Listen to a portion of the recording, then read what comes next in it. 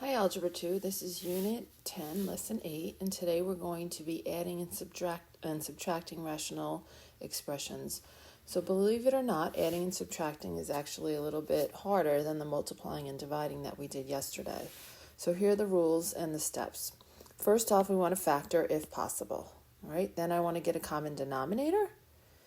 You add or subtract the numerators and you keep the denominator, and then always remember that you need to simplify at the end if possible. Okay? The reason that we want to factor, and we're not going to have to do this on the first example, but later on when we have binomials and trinomials, we need to see what's the same about those denominators so we can get a common denominator. So that's why we're factoring on these. All right, so first ones are not too bad. First step is the factor, but I'm not going to factor because these are just monomials. I get a common denominator. So a common denominator of 4x and 6x is 12x. Now with this common denominator, I have to look at my old denominator. 4x times what is 12x? 4x times 3, so that means I'm multiplying the numerator by 3, and I get 6x minus 15. And then 6x times 2 is 12x, so I'm multiplying this numerator by 2, and I get 8x plus 4. Now, once you have the same denominator, you add or subtract the numerators, and you keep the denominator. So I'm going to keep that denominator of 12x. 6x plus 8x is 14x. Negative 15 plus 4 is negative 11. And then I'm just looking at what's left to see if I can simplify, and I can't, so that is my answer. All right, let's get a common denominator for b. So 5x and 10. Well, the common number is 10, but the 5 has an x, so I'm actually going to have to use 10x as my common denominator. So then again, 5x times 2 is 10x, so I have to multiply this numerator by 2, and I get 8x minus 2. And then 10 times x is 10x, so I'm multiplying this numerator by x, and I'm getting x squared plus 5x. Once my denominators are the same, I'm going to add the numerators. So I'm going to write this in standard form, so I'm going to write the x squared first. There's nothing to combine with that. The 8x and the 5x can be combined, and that's 13x. And there's nothing to combine with the negative 2. That cannot be factored, but you should look to see if that can be factored and simplified in any way, but it can't. All right, and last monomial, I got 4x and 2x squared, so a common denominator is going to be 4x squared. So you have to take into account the numbers and the exponents. So 4x times x is 4x squared, so I'm multiplying this numerator by x. And 2x squared times 2 is 4x squared, so I'm multiplying this numerator by 2. And then I can add those numerators together, and I keep the denominator. And again, you can't cancel out those x's because that numerator, that 3x, that 2 is attached to it. That's a binomial. All right, so those are pretty easy because the denominators were just monomials. But they certainly get more complicated in exercise 2 because now I have binomials and trinomials. So basically what you want to do is you want to factor the denominators so you can see what's in common. All right, so let's factor 5y minus 15.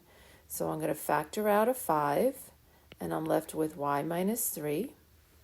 And then I'm going to factor this denominator. Y squared minus 9 is the difference of two perfect squares.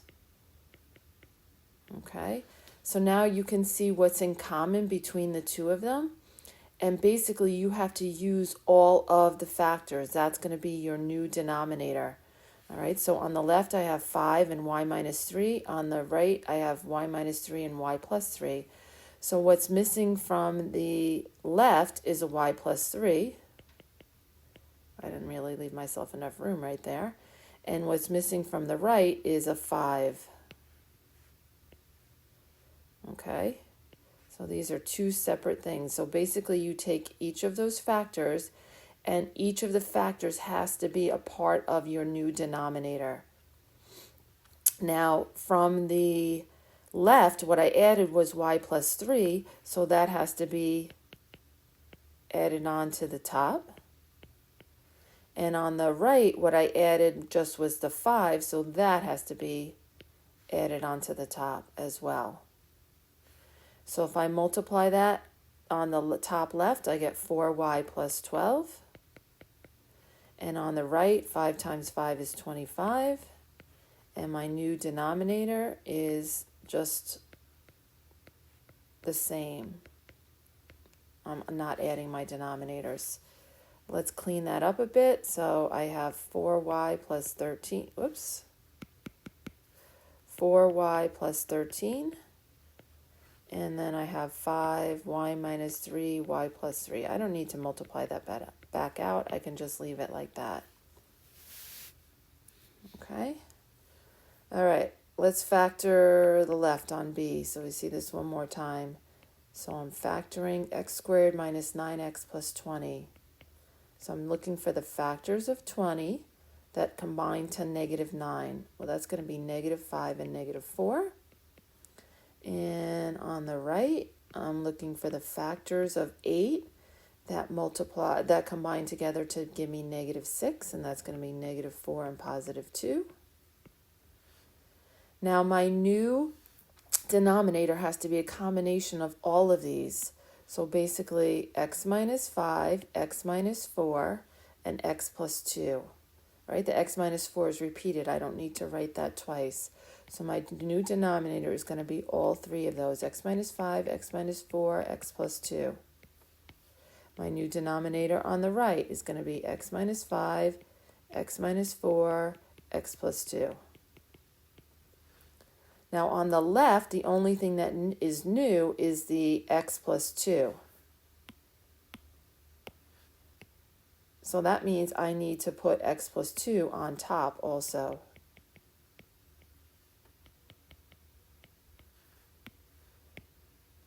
On the right, the thing that's new is the x minus 5. So again, that means I need to put x minus 5 on top as well. So you can see that this is getting a little bit more complicated quickly. On the top, I need to FOIL that. So I'm going to have x squared minus 1x minus 6. Now I'm FOILing that in my head. If you need to do that off to the side, then please do that. All right. And I just want to make sure that I did that right. Yeah. And then on the left, I'm going to have 2x minus 10. I could probably have combined those in this step right here instead of writing those separately, but I just wanted you guys to see this. Now I'm going to combine those numerators together. So I'm going to have x squared.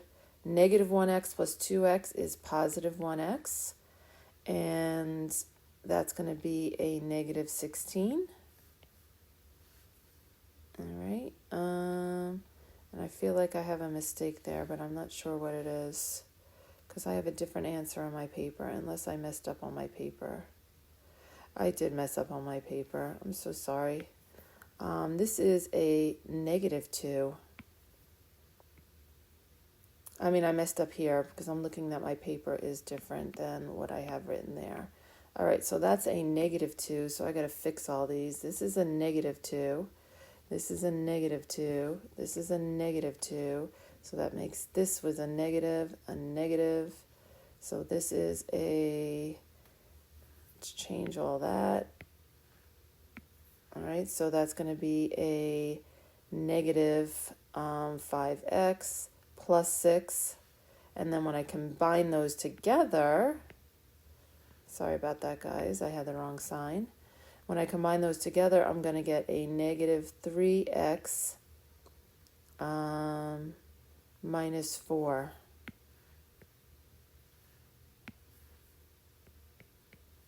Okay, and I still have my same denominator. Now I do have to simplify. That can be factored on top, on the top. So basically I'm just factoring now. That's going to be x minus 4x plus 1, and then you can see that I can cancel it with the x minus 4 on the bottom. Whoops, and I didn't write x minus 2 over here. Super tricky, easy to make a mistake. So the x minus 4 on top can cancel with the x minus 4 on the bottom.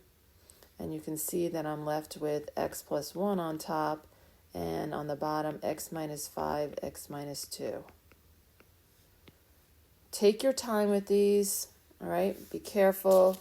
You definitely want to show your work.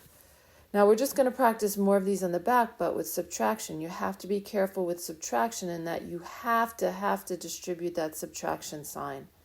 Okay, you're distributing the subtraction to everything that follows on the right. All right, so let's look at 3a. So they actually have the same denominator. So 3a is going to be a little bit easier to do. So I'm going to have 3x plus 7. Okay, minus x plus 3. So I combine my numerators and I leave the denominator. So I just wanted you to see how I am going to need to distribute that to everything inside. So 3x minus x is going to be 2x. 7 minus 3 is going to be 4. Now, the problem is that I do need to simplify, and both of these can be factored. So I factor out a GCF of 2 on top, and the bottom is the difference of two perfect squares, which you can now see that I have that common factor. And my final answer is just going to be 2 and x minus 2. All right, so easier because I had the same denominator, but so I wanted you to see a subtraction where it was a little bit easier. All right, now let's try B. I'm going to have to factor the denominators. So I'm going to have 2x minus 1 and 2x plus 1 on the left. And on the right, I'm going to pull out a GCF of 5, and I'm going to be left with 2x plus 1. So you can see I need a 5 on the left because the right had a 5, and on the right I need a 2x minus 1. So now I have the same exact denominators. I used a different color, so maybe you can see what I need to do. So that means on the left I also need a 5 on top, and on the right I'm going to need a 2x minus 1 on top. Okay. All right, so let's be careful with our signs here. So on the top, I have 5x minus 15. Now this negative sign has to go to everything. So negative 2 times 2x is negative 4x, and negative 2 times negative 1 is positive 2. And now my denominator is just that 5, the 2x minus 1, and the 2x plus 1. All right, let's combine everything. 5x minus 4x is x, and negative 15 plus 2 is negative 13. All right, and I'm just going to leave that.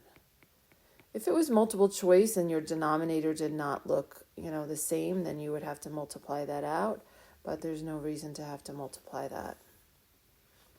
All right, hopefully you're seeing what's going on. It's getting a little bit easier here. Let's try, let's try 1C, and then we'll do exercise 4, which was the multiple choice. All right, so we'll do one more C. We won't do D. All right, so C, I got to factor the left, x minus 2, x plus 2.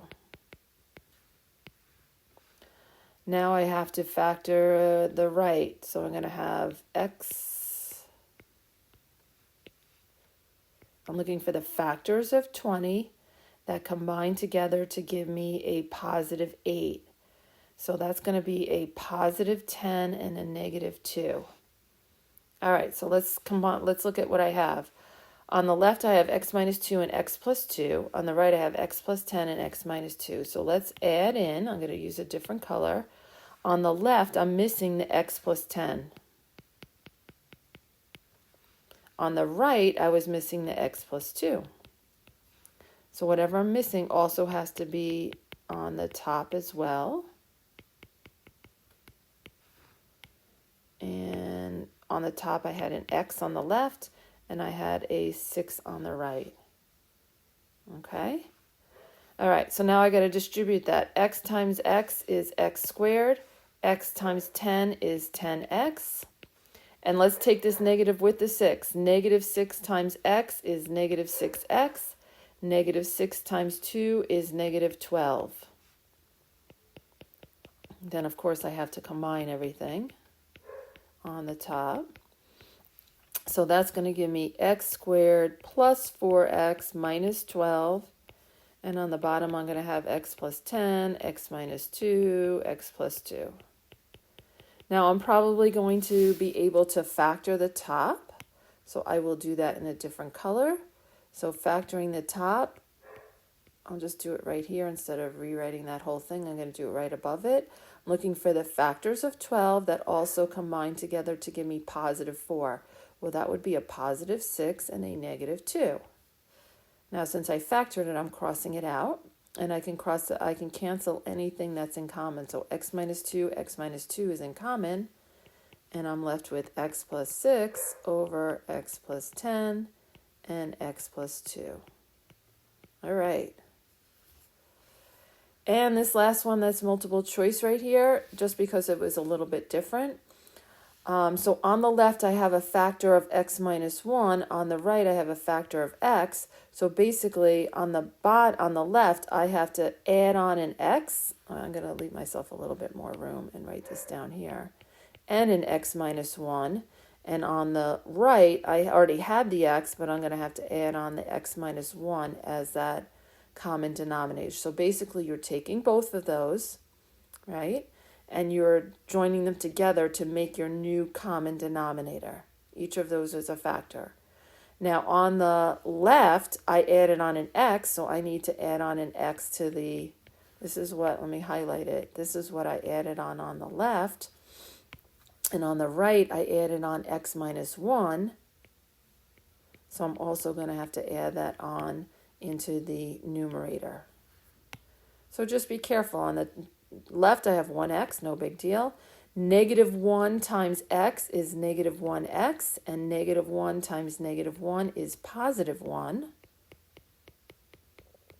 And look, 1x minus 1x, those cancel out, so I'm just left with 1 on top, and on the bottom, I'm left with x and x minus 1.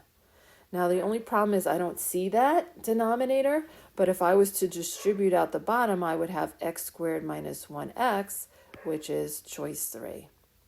Okay, so we'll practice all that tomorrow.